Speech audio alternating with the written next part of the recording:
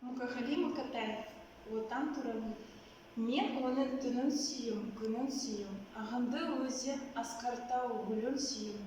Мен оның қасиеті тілін сүйім, мен оның күдіреті өнім сүйім. Бар жындығын сүйімен қабырлаған, бәрі маған отан деп сыбырлаған. Жаным менің, кеуілдімді жарып шықта, бостырғайы бол оның шырылдаған. Отан, отан, бәрінен биік екен. Мен оны мәңгілікке сүйіп өтем. Отанды сүйген де күйік екен, отанды сүйген де күйік екен.